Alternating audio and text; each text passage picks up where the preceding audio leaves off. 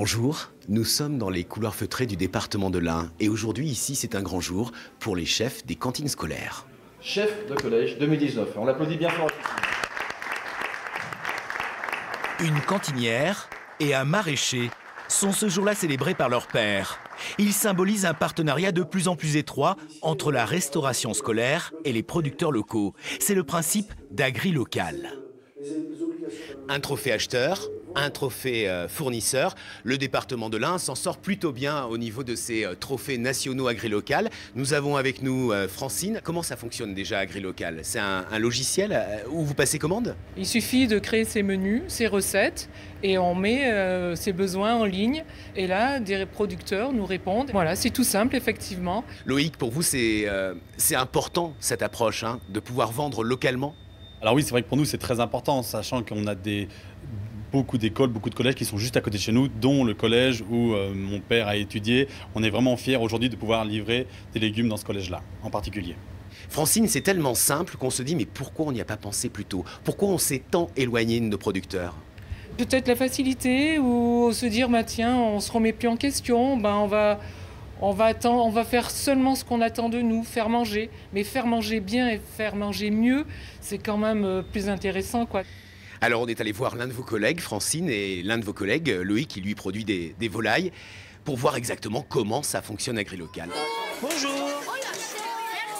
Aujourd'hui à la cantine, c'est volaille en plat de résistance. Et le cuisinier du collège est même capable de décrire l'environnement du poulet servi. On sait d'où il vient, on peut même le voir courir dans les champs. Dans les champs d'Hervé Pro. Voici l'éleveur qui vit aussi dans l'Ain. C'est un petit producteur de volailles qui n'avait jamais imaginé vendre ses bêtes à un restaurant collectif. Et pourtant, il a suffi d'un clic sur la plateforme agri-local pour que le marché devienne réalité.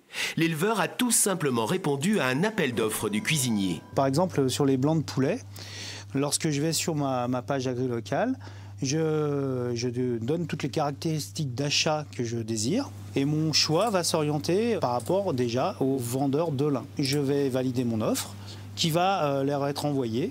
Quand je reçois une alerte, je regarde déjà la quantité qu'il veut, le prix, sachant qu'un collège à 1,80 € à 2 € par jour par élève. Je comprends aisément qu'ils ne peuvent pas se servir de chez moi toutes les semaines, voire tous les mois. Mais c'est mal connaître Pascal, prêt à faire des économies ailleurs pour que 40% des aliments servis aux collégiens viennent du coin. Les jeunes ont d'ailleurs bien compris la leçon. Comme ça, on est sûr que ça vient d'un éleveur de confiance et qui est bien pour l'environnement. Ça évite le long trajet, la pollution, ça c'est bien. Parfois, Hervé est même invité à la cantine. Et puis là, on la cuisine à l'écrevisse. J'y ai pensé. Là, j'ai vu terrine au fond de volaille. Ouais, c'est vos volailles. Vous pouvez y aller, c'est du bon. Agri-local n'est qu'un outil virtuel qui finalement a des effets bien réels.